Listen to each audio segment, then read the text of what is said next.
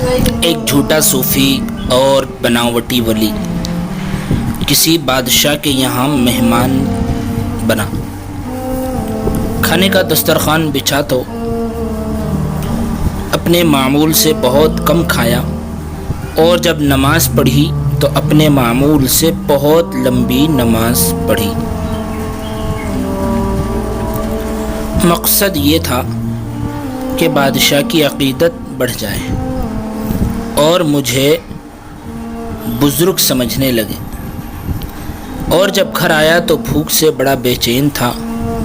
فوراً کھانا طلب کیا اور جلدی جلدی کھانے سے سیراب ہونے لگا۔ اس کا ایک چھوٹا سا لڑکا تھا جو بہت ہوشیار اور چالاک تھا۔ اس نے فوراً ابو سے پوچھا کہ بادشاہ کے یہاں تو طرح طرح کی بہت ساری نعمتیں تھیں، وہیں پیٹ بھر کر کیوں نہ کھائی؟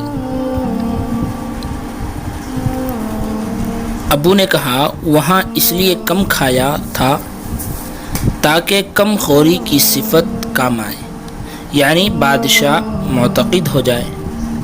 لڑکا فوراً بولا پھر تو آپ نماز بھی ساری دہرا لیجئے تاکہ قبول ہو کر آپ کے کام آئے۔